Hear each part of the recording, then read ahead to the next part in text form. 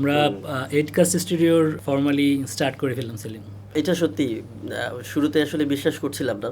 আজকে সারাদিন পরে যখন আমরা বসলাম সেটে, আমার কাছে মনে হচ্ছে যে আসলেই আমরা শুরু করে ফেললাম।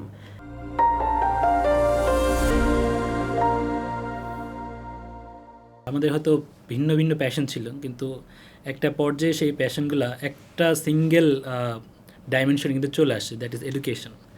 আর এইটকাস্ট হচ্ছে এডুকেশন পডকাস্ট বা এডুকেশন ব্রডকাস্ট, যেখানে আমরা এডুকেশনের বিভিন্ন অ্যাসপেক্ট নিয়ে কথা বলতে পারি, কমফোর্ট ফিল করি।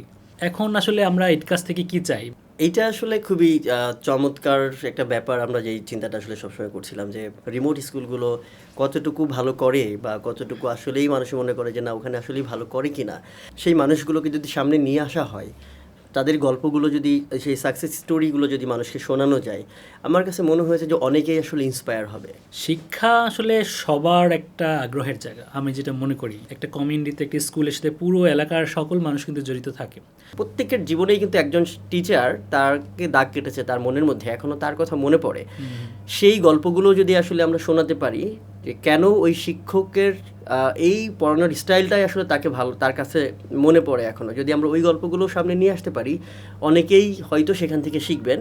অনেকগুলো ক্লাসরুম নিয়ে একটা স্কুল, ওই স্কুলটা যিনি পরিচালনা করেন, যিনি স্কুলের প্রধান বা লিডার, সে কীভাবে পুরো স্কুলটাকে একটা সোশ্যাল হাব হিসেবে মানে তৈরি করছেন, একটা মানুষ গড়ার প্রতিষ্ঠান হিসেবে চালাচ্ছেন, এখানে অনেকের সাথে তার সম্পর্ক রয়েছে। তাহলে ওই স্কুল লিডারদের গল্পগুলো কিন্তু আমরা শুনতে পারি। আসলে আমরা আমাদের জীবনে শিক্ষকদেরকে যেভাবে দেখে এসেছি, এখনকার সময়ে ছাত্রছাত্রীরা তাদের শিক্ষকদের সাথে যেই সম্পর্ক মধ্যে দিয়ে যাচ্ছে, এটা তো ইভলভিং, তাই না? তাহলে এই টিচার স্টুডেন্ট রিলেশনশিপটা কীভাবে ইভলভ হচ্ছে, এটাও কিন্তু একটা দারুণ স্টোরি হতে পারে। ডেফিনেটলি হতে পারে। ইভেন আমার কাছে মনে হয় যে ধর যেই সাইকোলজিস্টরা কথা বলছেন বা এডুকেশন সাইকোলজিস্ট যারা আছেন, যারা এডুকেশন সাইকোলজি নিয়ে কাজ করেন, ওনারাও আসলে কথা বলতে পারেন যে কিভাবে আমার শিক্ষার্থীদেরকে আমি আসলে ডিল করব। আমরা কাদের জন্য কাজ করছি শিক্ষায়? প্রথমত definitely last mile target group হচ্ছে আমার স্টুডেন্ট। তাদের চাহিদাগুলোকে আমরা বুঝতে পারি কিনা। আমার মনে হয় যে আমরা আসলে একটা এডুকেশন প্ল্যাটফর্ম নিয়ে কাজ করার সুযোগ পেয়েছিলাম, যেটা এডুকেশনের স্টুডেন্টদেরকেই টার্গেট করে। তাদের এডুকেশন রিকোয়ারমেন্টগুলো কী, কন্টেন্টের জায়গাগুলো কী, তাদের স্কিলের জায়গাগুলো কী, বিহেভিয়ারের জায়গাগুলো কী, তাদের ইন্টারেস্টগুলো কোন জায়গায়, হ্যাঁ, তারা কি পছন্দ করে, তারা কি স্কুলের ভিতরকার জিনিস পছন্দ করে না বাইরের জিনিস পছন্দ করে, তাদের কি মানে খেলতে পছন্দ নাকি পড়তে পছন্দ, তারা কি আঁকতে পছন্দ নাকি গাইতে পছন্দ, এই জায়গাগুলো নিয়ে আমরা একটু কাজ করার সুযোগ পাওয়ার কারণে শিক্ষার্থীদের অনেক কাছে কিন্তু আমরা চলে গেছিলাম। পাশাপাশি আবার যখন আমরা শিক্ষকদের সাথে মেশা শুরু করলাম, আমরা কিন্তু প্রাইমারি, সেকেন্ডারি, হায়ার এডুকেশনের বিভিন্ন মানে টায়ারের অনেক বেস্ট টিচারের কাছে আমি বলবো যে আমরা রিচ করতে পারছি।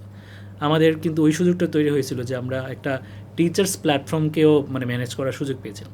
সারা দেশের যারা মানে ইনোভেটিভ টিচার, অনেক মানে লিডারদের সাথে আমাদের দেখা হয়েছে, পরিচয় হয়েছে। অনেক শিক্ষক যারা একদম রুট লেভেল থেকে চেঞ্জ মেক করছে, ইনোভেট করছে, অনেক আইডিয়া দিচ্ছে, কিংবা এমন কিছু ইম্প্যাক্টফুল স্টোরি তারা আমাদেরকে জানাচ্ছে, যেগুলো দিয়ে তারা একদম মানে দুর্বল একটা শিক্ষা প্রতিষ্ঠানকে খুব আধুনিক শিক্ষা প্রতিষ্ঠান তৈরি করে ফেলেছে।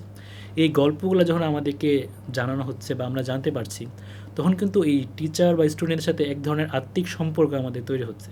আমাদের শিক্ষকরা আমাদেরকে কতটুকু পছন্দ করে যে না, আমার কাছে মনে হয় আমি আমার শিক্ষকদেরকে অনেক পছন্দ করি। শিক্ষার্থীদেরকে তো বলে অপেক্ষা রাখে না, কারণ মানে আমার true self as a teacher মনে হয় যে আমি যখন শিক্ষার্থীদের কাছে যাই, তাদের সামনে দাঁড়াই বা তাদের সামনে কোনো একটা কিছু কথা বলি, আমি তো এরকম হাজার হাজার ছবি দেখাতে পারবো। আমি নিজে তুলেছি যে স্টুডেন্টদের সাথে কত এঙ্গেজ হইতে তুই কথা বলতেছে এবং তারা কত খুশি হচ্ছে জানতে পারতেছে। স্টুডেন্ট এজেন্সিটা আসলে খুব ইম্পর্ট্যান্ট। স্টুডেন্টরা যে জায়গাটা আসলে নিজেরা ওন করে, এঙ্গেজ হয়, সেইটা থেকে আসলে ওদের আউটপুটটা আসলে অন্যরকম।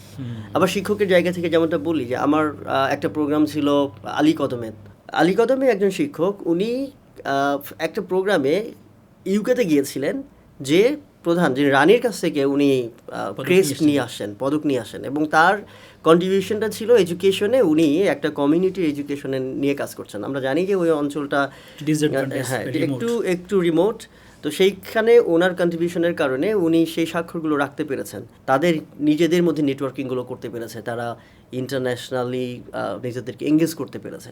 নেটওয়ার্কিংয়ের প্রসঙ্গে একটা জিনিস মনে হলো, আসলে আমরা এমন একটা যুগে এখন আছি এবং আমাদের সাথে সারা বাংলাদেশের শিক্ষকদের যে মানে যোগাযোগটা, এটা তো আসলে পার্ট অফ নেটওয়ার্কিং। আমরা যেটা মানে খুবই মানে ইন্টারেস্টিং টু আন্ডারস্ট্যান্ড এবং হচ্ছে জানা যে আমাদের শিক্ষকদের আসলে ইন্টারন্যাশনাল নেটওয়ার্কটা কত বড়। এমনও অনেক শিক্ষক পেয়েছে যাদেরকে হয়তো বিশ্বের 40-50টা দেশে মানুষ চিনে। বলতে তাদের ওইসব Community-তে দেশের টিচাররাও চিনে, লিডাররাও চিনে। আমাদের প্রাইমারিতে এরকম টিচার আছে, সেকেন্ডারিতে এরকম টিচার আছে যাদের হয়তো বা কোনো একটা নেটওয়ার্কের মাধ্যমে, ফর এক্সাম্পল আমরা ব্রিটিশ কাউন্সিলের কথা জানি, তাদের একটা প্রোগ্রাম আছে যাদেরকে মাধ্যমে সবাই বিভিন্ন দেশে নিয়ে যায়। আমরা এরকম আরও অনেক প্রোগ্রাম আছে যেখানে আমাদের শিক্ষকরা যাচ্ছে, লিডারশিপ নিচ্ছে, আবার দেশে এসে তার স্টুডেন্টদেরকে ওই ইন্টারন্যাশনাল কমিউনিটির কাছে পৌঁছে দিচ্ছেন। বেশ কিছু প্রতিষ্ঠান আছে যারা একটু ডিসঅ্যাডভান্টেজ কমিউনিটি নিয়ে কাজ করে, যেমন চরের স্টুডেন্টদের নিয়ে কাজ করে, পাহাড়ের স্টুডেন্টদের নিয়ে কাজ করে। এরা কিন্তু আরেক ধরনের ইম্প্যাক্ট তৈরি করার চেষ্টা করছে, হ্যাঁ, ডিসঅ্যাডভান্টেজ কমিউনিটিকে একটু লিফট আপ করার চেষ্টা করছে।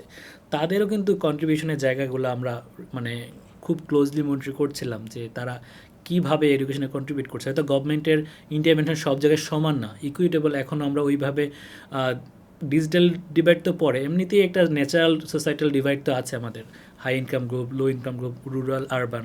তো ইন্টারভেনশনগুলোর ধরনগুলোকে চিন্তা করে যারা একটু পিছিয়ে আছে তাদেরকে যারা সহযোগিতা করছে, এই পার্সপেক্টিভটাও কিন্তু আমাদের মনে হয় যে আমাদের এই কাজটি ডিসকাশনে আসতে পারে যে কারা চরের বাচ্চাদেরকে কাজ করছে এবং তাদের ইমপ্রুভমেন্টের জায়গাটা কি। ইনফ্যাক্ট আমাদের দেশে যারা উদ্বাস্তু বা রোহিঙ্গা কমিউনিটি আছে তাদেরকে নিয়েও একটা বড় অংশ এডুকেশনে কাজ করছে, তাদের ল্যাঙ্গুয়েজ নিয়ে কাজ করছে, তাদের স্কিল ডেভেলপমেন্ট নিয়ে কাজ করছে, এদের ভবিষ্যৎ নিয়ে আমরা কথা বলতে পারি।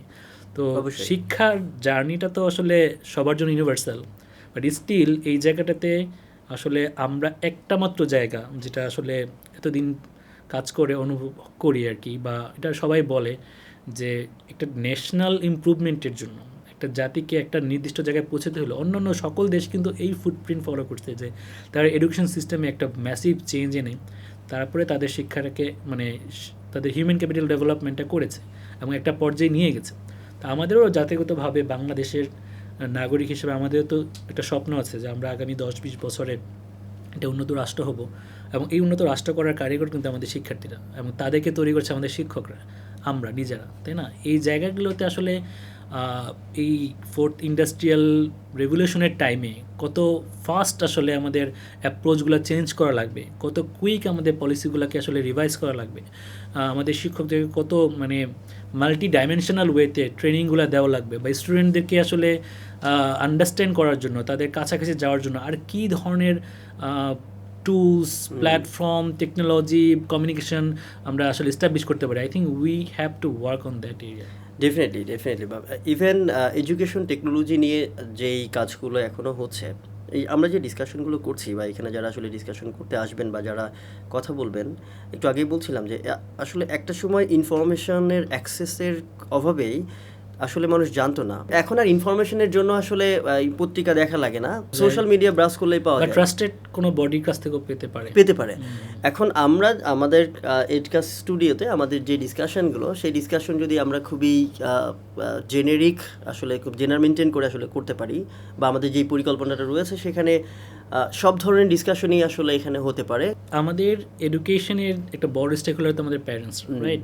তাদের সবচেয়ে বেশি আশঙ্কা থাকে তাদের ছেলে মেয়েদের নিয়ে, সবসময় একটা টেনশন কাজ করে যে আমার বাচ্চাটা ঠিকমতো পড়ছে কি না, ঠিকমতো তাদেরকে আমি সাপোর্ট করতে পারছি কি না, তার ক্যারিয়ারটা ঠিকমতো আমি এস্টাবলিশ করার জন্য হেল্প করতে পারছি কি না, এটা হোক গাইডেন্স দিয়ে হোক, ফাইন্যান্সিয়ালি হোক, বা একটা ট্রাজেক্টরি অফ দ্য লাইফ। তো আমাদের এই প্ল্যাটফর্মে তারাও যাতে কথা বলতে আসতে পারে, তাদের অনুভূতি, তাদের প্রত্যাশাগুলো যাতে আমাদের সবাইকে জানাতে পারে, রাইট? আমরা অভিভাবকদেরকে ইনভাইট করব। তো অভিভাবকরা যেমন আসবেন, যেমন একটা বড় কনসার্ন যখনই পরীক্ষাগুলো চলে আসে, পাবলিক এক্সামগুলো আসে বাংলাদেশে, তখন স্টুডেন্টদের মধ্যে এক ধরনের হতাশা কাজ করে। হতাশাটা এরকম যে আমি কিভাবে আসলে কোশ্চেন মানে এক্সাম স্ক্রিপ্ট লিখব, এক্সাম স্ক্রিপ্টগুলো আসলে কিভাবে লিখলে, উত্তরপত্র যেটা সেটা কিভাবে লিখলে আমার মার্কসটা বেড়ে যায়। একজনের মার্কস অনেক বেশি পাচ্ছে আর একজন আসলে মার্কসটা কম পাচ্ছে। কেন আসলে এই কম বেশি হচ্ছে, তার মধ্যে এক ধরনের দ্বিধাদ্বন্দ্ব কাজ করে যে আমি কিভাবে লিখলে, আমি কি মার্জিন টানবো, আমি কি 1 নম্বর প্রশ্নের উত্তরের নিচে আসলে কয়টা কালার ইউজ করব, বা আমি সৃজনশীল প্রশ্নপত্রের আমি যদি জ্ঞানমূলক প্রশ্নের কথা বলি, অনুধাবনমূলক প্রশ্নের কথা বলি, প্রয়োগমূলক বা দক্ষতা, উচ্চতর দক্ষতার জায়গাতেও যদি আমি লিখি, আমি কি একটার সাথে আরেকটা আসলে লিঙ্কড কিনা, কনফিউশনগুলো যদি দূর করার জন্য এরকম অনেক ধরনের প্রোগ্রাম আসলে ডিজাইন করা যায়। একাডেমিকটা তো আসলে এডুকেশনের একটা ডেফিনেটলি বিশাল একটা আলোচনার জায়গা বা দাবি রাখে।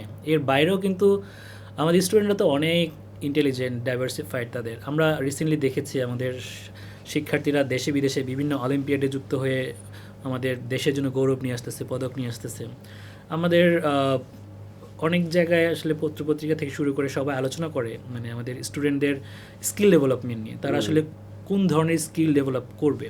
ইন্টারন্যাশনালি একটা মানে দারুণ কনসেপ্ট হচ্ছে, আমরা বলে থাকি প্রায় যে 21st সেঞ্চুরি স্কিলগুলো তৈরি করতে হবে, ইমোশনালি স্কিলগুলো তৈরি করতে হবে, তাদের মধ্যে লাইফ স্কিল তৈরি করতে হবে।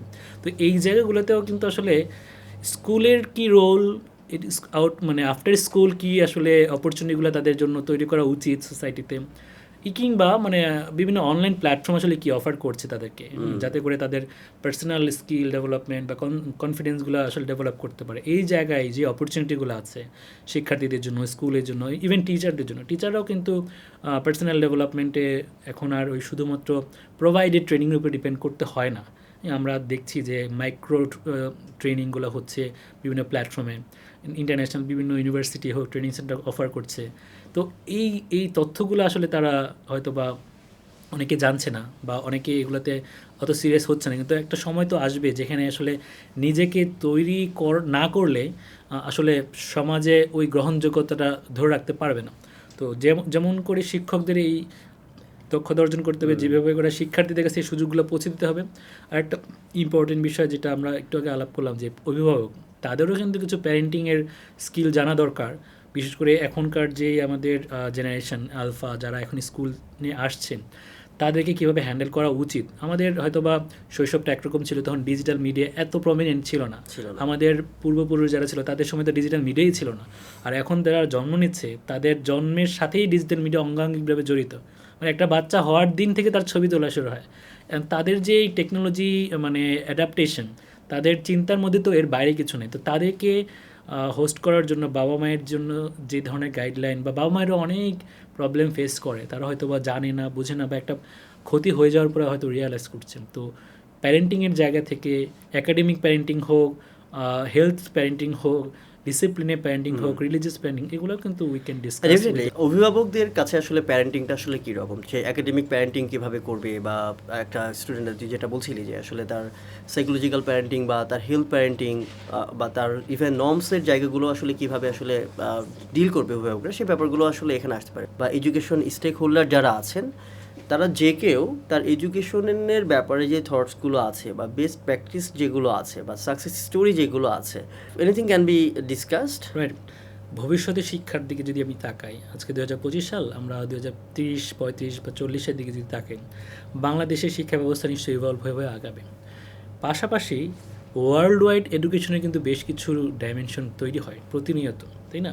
অনেক রিসার্চে চলে আসে, বিভিন্ন ধরনের তথ্য চলে আসে যে কী কারণে কী কাজ করছে, কী কারণে কী কাজ করছে না। একটা নতুন ইন্টারমিনেশন নেওয়া হলে সেটা কতখানি সাকসেসফুল হবে, কতখানি হবে না, বা ভবিষ্যতে যে ধরনের দক্ষতা শিক্ষার্থীদের প্রয়োজন পড়বে, সেই দক্ষতাগুলিকে আমাদের বিদ্যমান শিক্ষা ব্যবস্থা অ্যাড্রেস করতে পারছে কি না, কিংবা না পারলে সেটা কোন কোন জায়গায় টুইট করে চেঞ্জ করে করতে হবে। তো শিক্ষা ব্যবস্থার কিন্তু অনেক কম্প্যারিজন করা যায়। আমরা আজকে বাংলাদেশে বসে যদি আমাদের পার্শ্ববর্তী দেশগুলোর শিক্ষা ব্যবস্থার দিকে তাকাই, কিছু সিমিলারিটিস যেমন পাবো, অনেক ডিফারেন্সও কিন্তু আছে। এরপরে যদি আমরা স্পেসিফিক ডোমেইন ধরে কথা বলি, লাইক ম্যাথমেটিক্স, সায়েন্স বা স্টেম নিয়ে, এই জায়গাগুলোতে সিঙ্গাপুর, হংকং বা আরও উন্নত দেশ যারা আছে, জাপান, অস্ট্রেলিয়া, ফিনল্যান্ড, এরা কিন্তু মানে সুপারলেটিভ জায়গা আছে। তাদেরকেও কিন্তু আমরা তাদের যে অর্জনগুলো সেগুলোর থেকে কী কী আমরা নিতে পারি, অনেক জায়গা আসলে আছে।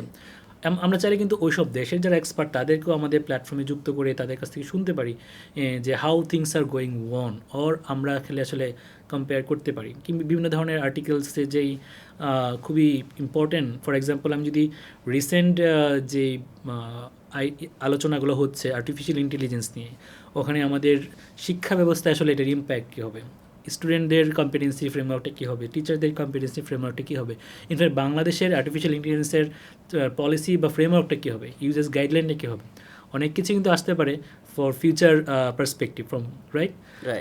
এই জায়গাগুলো কিন্তু এডকাস্টের খুবই মানে আমি বলবো যে লুক্রেটিভ ডিসকাশন ইস্যু হতে পারে। প্রতিনিয়তই যে রিসার্চগুলো পাবলিশ হচ্ছে, সেই রিসার্চ রেজাল্টগুলো আসলে কি, তাদের কনটেক্সটটা কি? আমরা যেভাবে বলি যে আসলে আমরা গ্লোবালি চিন্তা করি, থিঙ্ক গ্লোবালি, অ্যাক্ট লোকালি, আমরা সেই জায়গাগুলোর আসলে লোকালি কতটুকু একটা যে কোনো একটা মডেল, আমরা লোকাল কারিকুলামের কথা বলি, আমরা আমরা জানি যে আমাদের দেশে বেশ কিছু অঞ্চল রয়েছে, যেমন হাওড় অঞ্চলগুলোতে দেখা যায় যে বন্যা চলে আসে। অনেক স্কুল আছে যে জায়গাগুলোতে আসলে শিক্ষার্থীদের অ্যাক্সেস করাটা একটু কঠিন হয়ে যায়।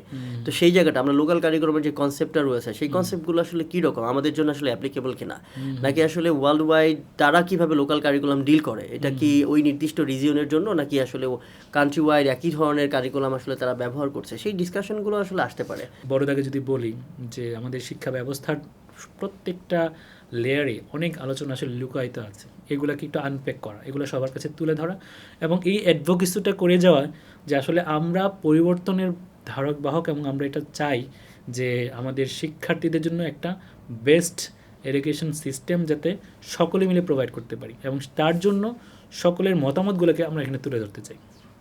একদমই।